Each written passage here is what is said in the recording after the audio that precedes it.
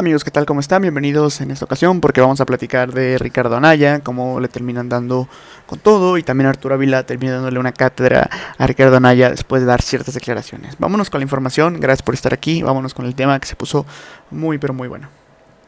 En la mañanera dieron a conocer que supuestamente disminuyeron de manera significativa los homicidios. Yo les quiero hablar de eso porque es una mentira grotesca, es una mentira vulgar, es absolutamente falso.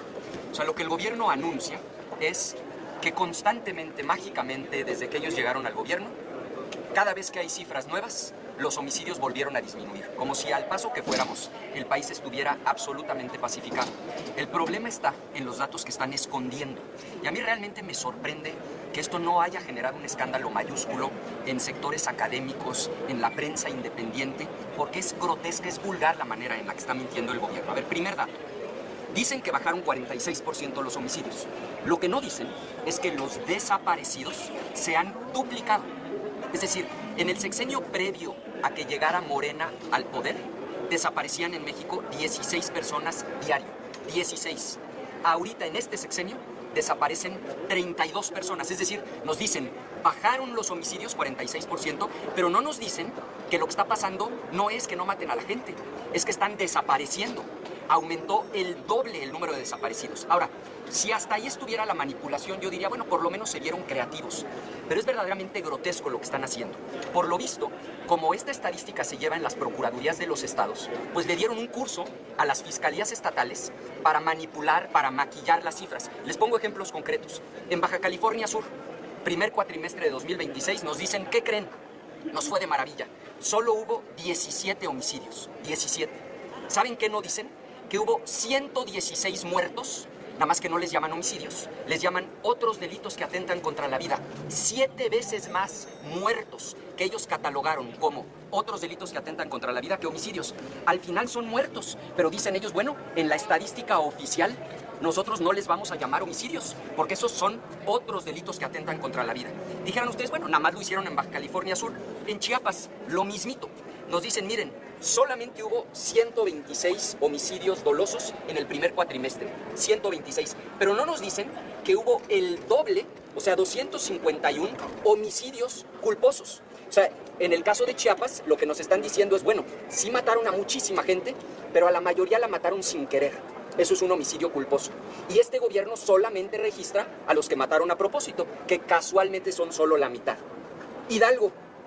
Otra vez la misma trampa, dicen que solo hubo 74 en el primer cuatrimestre, pero cuando uno le rasca las cifras, hay 156, o sea, el doble, que clasificaron como otros delitos que atentan contra la vida. Michoacán, lo mismito. Los homicidios culposos, lo que el gobierno llamaría muertos, pero a los que mataron sin querer, son el doble que los que ellos dan a conocer como homicidios dolosos. Quintana Roo, vean, esto sí ya de plano es una barbaridad. Homicidios culposos 7 veces contra los homicidios dolosos. O sea, nos dicen en Quintana Roo, nos fue de maravilla, nada más mataron a 50 personas. Pero ¿qué creen? Que hay otras 330 que ellos no cuentan, que también mataron, pero que según ellos las mataron sin querer. Entonces las apuntaron como homicidios culposos. Lo mismo Veracruz, lo mismo Zacatecas. Yo les voy a entregar esta información que les acabo de dar. Son datos oficiales del Secretariado Ejecutivo del Sistema Nacional de Seguridad Pública. En todos los casos es el primer cuatrimestre. Es importante que la gente sepa. Es mentira, es falso que estén disminuyendo los homicidios. Lo que está sucediendo es que de manera vulgar, grotesca, tramposa, están manipulando las cifras y mandando a la gente que matan a otras categorías, o a la categoría de desaparecidos, o a la de homicidios culposos, es decir, los mataron sin querer, o a una categoría extraña que ahora inventaron que se llama otros delitos que atentan contra la vida, es decir, sí los mataron, pero no les llaman homicidios dolosos. Entonces, claro, ellos salen en la mañanera a presentar una gráfica en un país color de rosa, donde todo va de maravilla y donde al ritmo que vamos ya no va a haber un solo homicidio doloso en nuestro país. Es una farsa, es una mentira y la gente lo debe de saber. ¿Son daños colaterales o qué? En esos de otros, No, miren, lo que sucede es que esa categoría tenía una razón de ser cuando se usaba correctamente. Les pongo un ejemplo concreto. Vamos a suponer que Juan le ayuda a Pedro a suicidarse y Pedro con la ayuda de Juan se suicida. Allá hay un muerto y efectivamente no hay un homicidio. Ese caso sí técnicamente se tendría que registrar como otros delitos que atentan contra la vida. Pero históricamente, cuando uno lee las estadísticas, eran poquititos casos, porque son casos muy extraños, en donde efectivamente alguien pierde la vida, pero no se puede decir que hubo un homicidio. La brillante idea de la 4T fue decir, bueno, pues si existe esa categoría, vamos mandando a todos los muertos a esa categoría. Le dieron una capacitación a los fiscales de los estados y mágicamente empiezan a disminuir los homicidios dolosos. El otro caso concreto es el de los homicidios culposos. ¿Qué es un homicidio culposo? Es cuando efectivamente hay una persona que muere, pero quien lo mató no lo hizo de manera intencional. Otra vez, históricamente son poquititos los casos. Siempre habrá muchos más homicidios dolosos, es decir, a propósito con intención, que culposos sin querer. Pero mágicamente, desde que la 4T decidió que las cifras de homicidios dolosos tenían que bajar, lo que hicieron fue, llega una persona a denunciar, por ejemplo, a la Fiscalía de Quintana Roo, oigan, murió mi hijo, lo mataron. Necesitan denunciar porque si no, no hay acta de defunción, no lo pueden velar, no pueden cobrar la pensión, no pueden cobrar los seguros de vida, no pueden recuperar el cuerpo, pero tramposamente en las fiscalías no lo registran como si a esa persona la hubieran matado de manera intencional, la registran como si a esa persona la hubieran matado sin querer.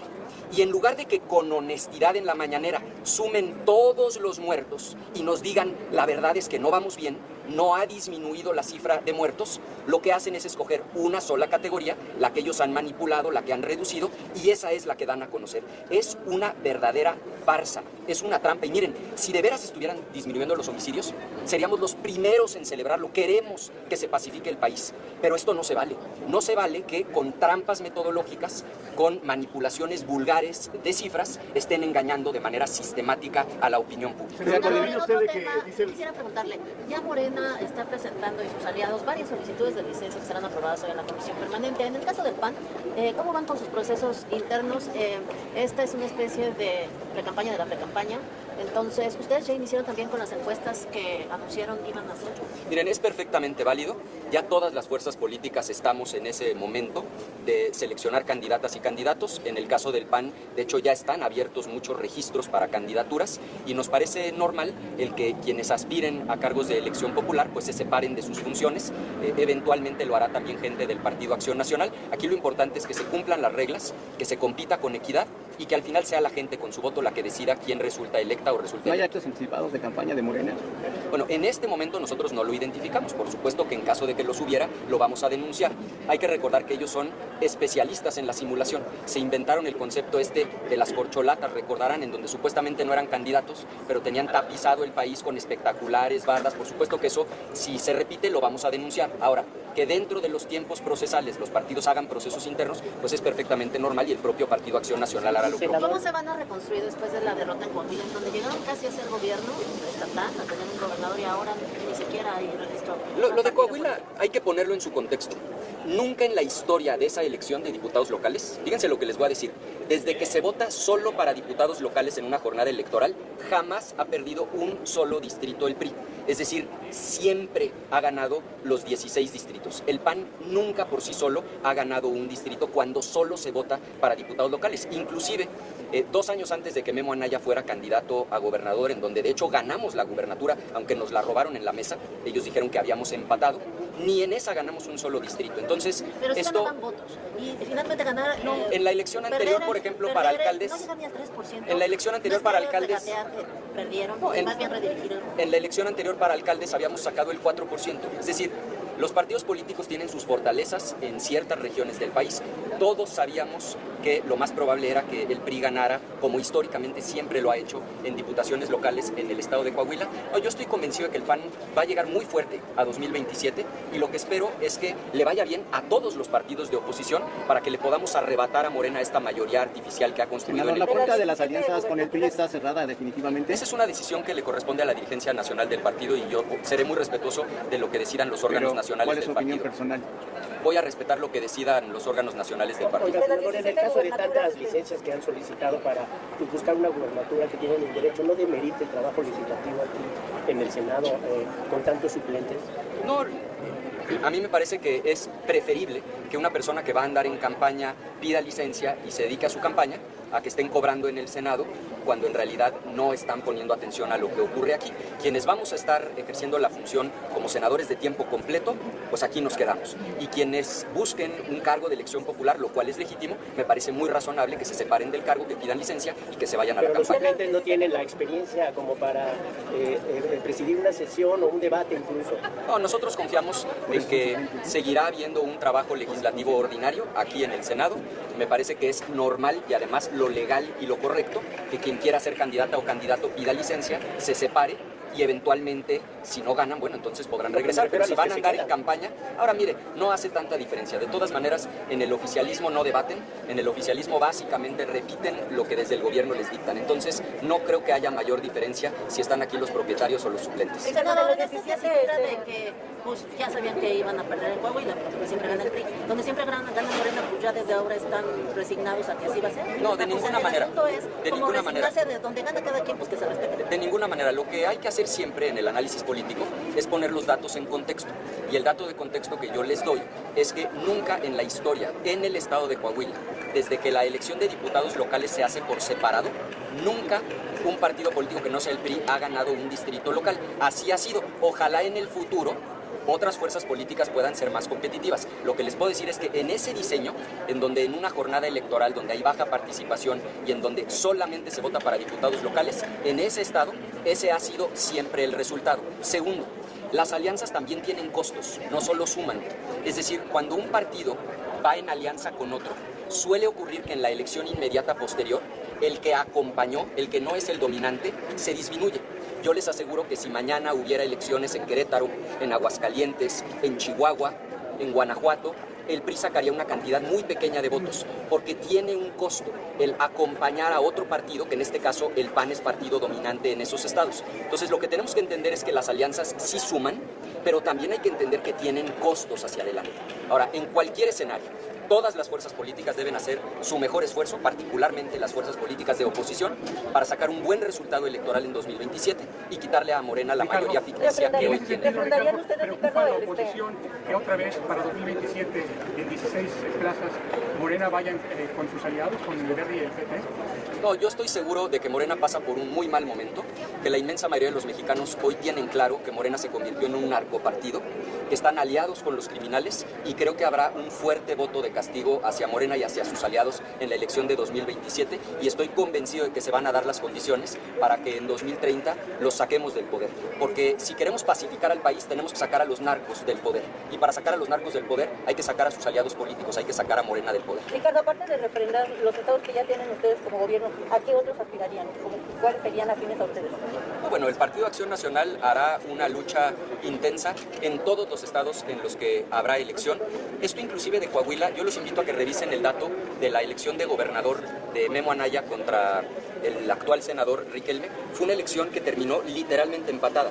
Y 2 años antes, el PRI ganó todos los distritos locales. Es decir, hay elecciones, cuando particularmente solo se vota para diputados locales, que vota menos gente, son elecciones fundamentalmente de estructuras y normalmente el partido en el poder lleva una enorme ventaja. Eso no significa que no tengamos posibilidades de competir con mucha fuerza y con mucha determinación hacia adelante. Similar entonces en las 17 gubernaturas, ¿aspiran por lo menos entonces a conservar Chihuahua, Aguascalientes?